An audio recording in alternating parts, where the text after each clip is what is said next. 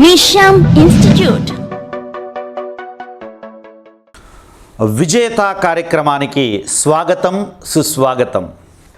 అడవికి రాజు సింహం. అయితే నక్కకున్నటువంటి తెలివితేటలు సింహానికి లేవు, కానీ సింహమే అడవికి రాజు. ఏనుక్కున్నంత బలం సింహానికి లేదు, కానీ సింహమే అడవికి రాజు. జింకకున్నంత వేగం సింహానికి లేదు, కానీ సింహమే అడవికి రాజు.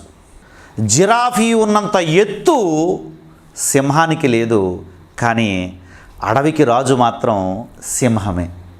ఇవేమీ లేకపోయినా అడవికి రాజుగా సింహం ఎందుకయ్యింది? మిగిలిన జంతువులకు ఉన్నటువంటి శక్తి సామర్థ్యాలు దానికి లేవు, కానీ దీనికి ఉన్నదేమిటి? దీన్ని రాజు చేసింది ఏమిటి? మిగిలిన వాటిని బానిసలుగా చేసింది ఏమిటి అంటే ఒకే ఒక్కటండి, యాటిట్యూడ్. మన ఆలోచన సరళి, మన ఆలోచన దృక్పథం. సింహం ఏనుగు రెండు ఎదురు పడితే సింహం యొక్క ఆలోచన ఏమిటి అంటే ఈరోజు నాకు ఆహారం దొరికింది అనే ఆలోచన వస్తుంది. ఏనుక్కున్న ఆలోచన ఏమిటి అని చెప్పేసి అంటే ఈరోజు నేను దీనికి ఆహారం అయిపోతున్నాను అనే ఆలోచన వస్తుంది. సింహానికంటే 10 రెట్లు బలమైనటువంటిది ఏనుగండి. ఏనుగు ఒక్క దెబ్బేస్తే సింహం చనిపోతుంది, కానీ ఏనుగు ఆ విధంగా తిరగబడేటటువంటి పరిస్థితి ఉండదు. సింహమే వెళ్ళి ఏనుగుని చంపి తినేయటము అనేటటువంటిది జరుగుతుంది. ఎందుకు అంటే వీటి యొక్క నమ్మకాలు. ఏనుగు ఎప్పటి నుంచో కూడా దానికి ఒక బిలీఫ్, దానికి ఒక నమ్మకం ఏర్పడింది, నేను సింహానికి ఆహారం అనేటటువంటిది. అదేవిధంగా సింహానికి కూడా ఒక నమ్మకం ఉంది, నేను అడవిలో ఉన్న అన్ని జంతువుల్ని కూడా చంపేయగలను అనేటటువంటి నమ్మకం. ఈ నమ్మకాల వలనే జంతువులు కావచ్చు, మనుషులు కావచ్చు, ఇవన్నీ కూడా ఏమవుతాయి అని చెప్పేసి అంటే తమ యొక్క జీవితపు పరిధులను నిర్మించుకోవటం అనేది జరుగుతుందండి. మనకైనా సరే ఇలాంటి నమ్మకాలు ఎలా ఏర్పడతాయి? చిన్నప్పటి నుంచి మన చుట్టూ ఉన్నటువంటి వాతావరణం, మనకున్నటువంటి ఆలోచనలు, మన పెద్దలు మనకు చెప్పినటువంటివి, మన చుట్టూ మన సమాజం మనకి ఇచ్చినటువంటిది, వీటి ద్వారానే మనకి ఈ యొక్క నమ్మకాలు, ఆలోచనలు అనేవి వస్తాయండి. ఇవే ఆ తరువాత మన యొక్క యాటిట్యూడ్, దృక్పథంగా మారిపోవడము అనేది జరుగుతుంది. మనకి కూడా చాలా నమ్మకాలు ఉంటాయి. నేను దురదృష్టవంతుణ్ణి, నేను అసమర్థుణ్ణి, నేను ఏ పని చేసినా నేను ఓడిపోతాను, నాకు ఇంగ్లీషు రాదు, లేకపోతే నాకు ప్రభుత్వ ఉద్యోగం రాదు, నేను వ్యాపారం చేయలేను, నేను నలుగురితో మాట్లాడలేను, నాకు ధైర్యం లేదు, నేను భయస్తుణ్ణి. ఇలాంటి ఎన్నో నమ్మకాలని మన బ్రెయిన్లో కట్టుకోవడం జరిగిందండి. అలాంటి ఇసుక సౌదాలన్నిటినీ కూల్చివేసేటటువంటి సమయం ఆసన్నమైపోయింది. ఎందుకంటే ఇవన్నీ మీరు నిర్మించుకున్నటువంటి ఇసుక సౌదాలే, అవి నిజమైనటువంటి బిల్డింగ్లేమో అని చెప్పి మీరు భ్రమపడుతున్నారు. దయచేసి ఇలాంటి పనికిరాని ఆలోచనలన్నీ కూడా తీసేయండి. మీకు చిన్న కథ చెప్తాను వినండి. ఏనుగుని ఎలా బంధిస్తారు అని చెప్పేసి అంటే, ఏనుగుని అంత పెద్ద ఏనుగు ఉంటుంది కదా, కేవలం చిన్న తాడు కట్టి దాన్ని నడిపించేస్తూ ఉంటారు. ఎలా నడిపిస్తారు అంటే ఏనుగు చిన్నప్పుడే దానికి, అది చాలా చిన్న వయసులో పుట్టి చాలా తక్కువ కాలం అయినప్పుడే దానికి కాలికి ఒక బలమైనటువంటి ఇనుప గొలుసుతో కట్టేయడం జరుగుతుంది. అప్పుడు ఆ చిన్న ఏనుగు ఏమనుకుంటుందంటే ఎలాగైనా సరే దీన్ని పెకిలించి వేయాలి అని చెప్పి, ఈ యొక్క ఇనుప గొలుసుని తెంపేయాలి అని చెప్పి ప్రయత్నం చేస్తుంది.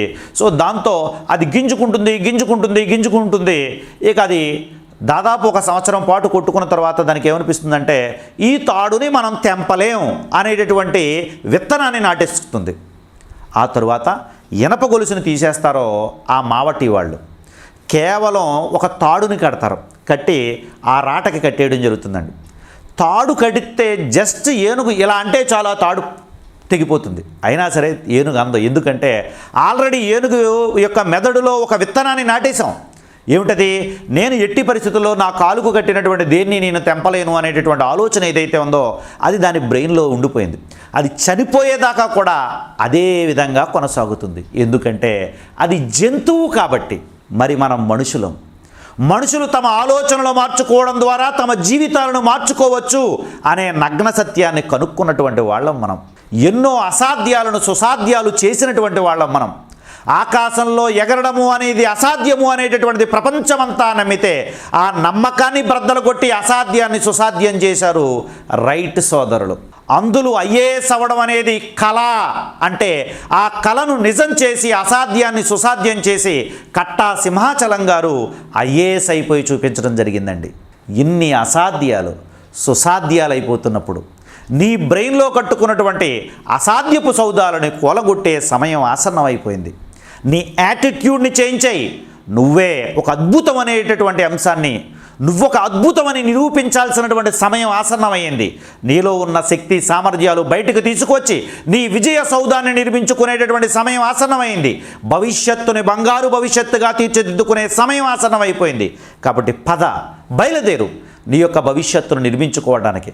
ఇలాంటి బలహీనమైనటువంటి ఆలోచనలు ఏమైనా ఉంటే, ఇలాంటి నికృష్టమైనటువంటి ఆలోచనలు ఏమైనా ఉంటే వీటిని వదిలేయి భవిష్యత్తుని అద్భుతంగా నిర్మించుకోవడానికి మంచి ఆలోచనలు అనే విత్తనాలు నీ బ్రెయిన్లో నాటు. అద్భుతమైన భవిష్యత్తు నిర్మించుకోవడానికి అడుగులు వేయి. ఈ ప్రపంచంలో ఇంపాసిబుల్ అనేది ఏదీ ఉండదు. అది నీకు ఇష్టం లేకపోతే తప్ప అనే విషయాన్ని గుర్తుపెట్టుకో. నీకు ఇంపాసిబుల్ అయింది ఇంకొకటికి ఎలా పాసిబుల్ అవుతుంది? నువ్వు ఈ వ్యాపారం చెయ్యలేవు అనుకుంటున్నావు, అదే వ్యాపారంలో ఇంకొకటి ఏ విధంగా విజయాన్ని సాధిస్తున్నాడు? నీకు ఈ ఉద్యోగం రాదు అనుకుంటున్నావు, అదే ఉద్యోగాన్ని ఇంకొకటి ఏ విధంగా సాధిస్తున్నాడు? నువ్వు ఈ పని చెయ్యలేవు అనుకుంటున్నావు, ఎన్నో వందల మంది ఆ పని ముందే ఎందుకు ఎలా చేసేయగలిగారు? కేవలం నీ నమ్మకం, నాకు ఇది సాధ్యం కాదు అని చెప్పి.